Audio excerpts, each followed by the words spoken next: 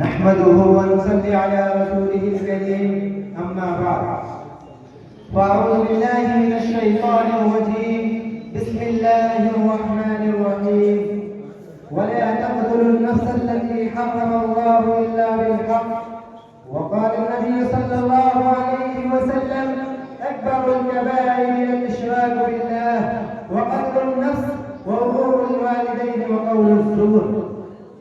معزز و مکرم قابل صدر تکریم اساتذہ کرام اور میزان عدل پر فائز صاحبان،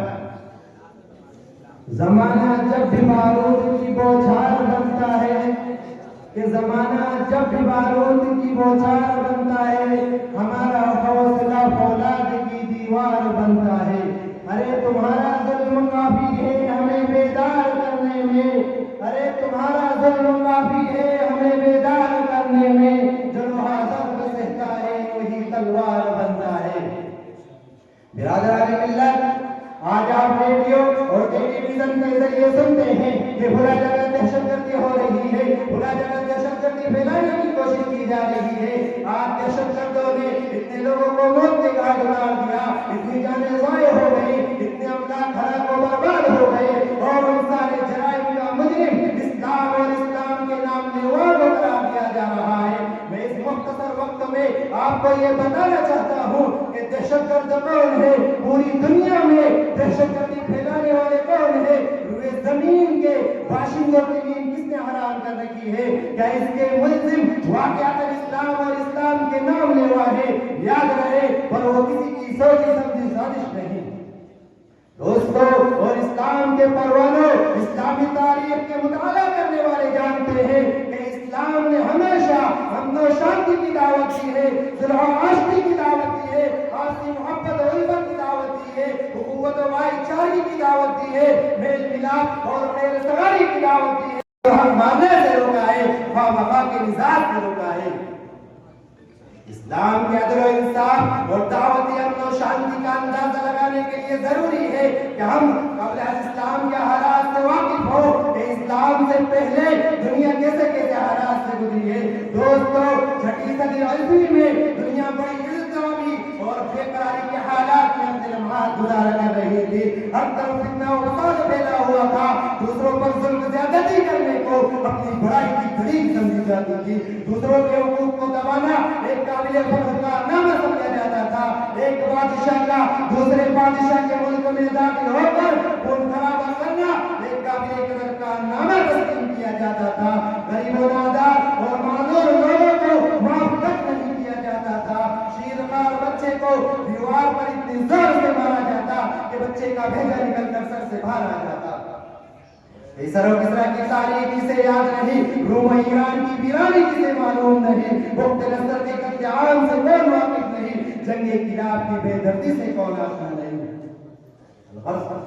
پوری دنیا میں فساد ہی فساد پھیلا ہوا تھا، چاہے روم ہو یا ایران، پاکستان ہو یا ہندوستان، یورپ ہو یا ایشیا، روئے زمین کا کوئی خطہ ایسا نہیں تھا جہاں لوگ امن و شانتی کی زندگی بسر کر رہے ہوں. اسی حالت کو بیان کرتے ہوئے قرآن کریم کہتا ہے ظہر الفساد فی البر والبحر بما کسبت ایدی الناس. کیسے خطرناک اور تاریک ترین حالات میں اسلام کا ظہور ہوتا ہے اور اس مضطرب و پریشان دنیا کو حقوق انسانی کا پیغام سناتا ہے، امن و شانتی کا پیغام سناتا ہے، شکر و آستی کا پیغام سناتا ہے. اسلام کہتا ہے صلح جنگ سے بہتر ہے چاہے جھکر ہو. حدیبیہ کی تاریخ کسے یاد نہیں، مسلمانوں کو کس طرح سفر راستے میں روکا گیا. قرآن کریم کہتا ہے ناجائز کسی کو قتل کرنا جائز نہیں، کسی کے املاک کو ہلاک و برباد کرنا جائز نہیں، کسی پر ظلم و زیادتی کرنا فساد اور دہشت گردی ہے، اور اللہ تعالیٰ فساد اور دہشت گردی کو پسند نہیں فرماتا. قرآن کریم کی ایک ایک آیت امن کی دعوت دیتی ہے اور دہشت گردی سے روکتی ہے، لیکن آج میڈیا کے ذریعے اسلامی تعلیمات کو بس کرنے کی کوشش کی جا رہی ہے، اسے دنیا والوں کے سامنے بدنام کیا جا رہا ہے. جو امن و شانتی کا داعی ہے اسے دنیا کے سامنے مجرم و خطاکار بنا کر پیش کیا جا رہا ہے. لہذا پہلے یہ طے کرو کہ دہشت گردی کیسے کسے ہے. کیا جان و مال کی حفاظت کا نام دہشت گردی ہے؟ کیا عزت و آبرو کی حفاظت کا نام دہشت گردی ہے؟ کیا اپنے وطن سے محبت قربان ہونے کا نام دہشت گردی ہے، جائز حقوق کا مطالبہ کرنے کا نام دہشت گردی ہے، دنیا کے اندر عدل و انصاف قائم کرنے کا نام دہشت گردی ہے۔ اگر تم اسی کو دہشت گردی کہتے ہو تو ہم فخر سے کہتے ہیں کہ ہاں ہم دہشت گرد ہیں، لیکن دہشت گردی سے نہیں کہا جاتا، بلکہ کسی کی حریت و آواز کو سلب کرنے کا نام دہشت گردی ہے، کسی کے انسانی حقوق پر ڈاکہ ڈالنے کا نام دہشت گردی ہے۔ اسلام پر دہشت گردی کا بہتان لگانے والوں، اب بتاؤ کہ بوسنیا میں دہشت گردی کس نے پھیلائی، بلقان میں دہشت گردی کس نے پھیلائی، سوڈان میں دہشت گردی کس نے پھیلائی، افغانستان میں دہشت گردی کس نے پھیلائی، گجرات میں دہشت گردی کس نے پھیلائی تھی، فلسطین میں دہشت گردی کس نے پھیلائی، سرزمین فلسطین کا چپا چپا گوشہ گوشہ مسلمانوں کے خون سے رنگین ہو چکا ہے، کروڑوں بچے یتیم ہو چکے ہیں، ہزاروں مائیں بیوہ ہو چکی ہیں۔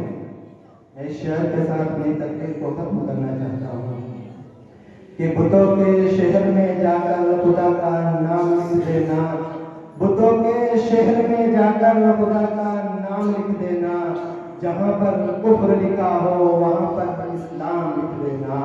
اگر وہ صلح کے پھولوں کو پیروں سے کچل ڈالیں، اگر وہ صلح کے پھولوں کو پیروں سے کچل ڈالیں تو شاخ گل کی ہر پتی پہ قتل عام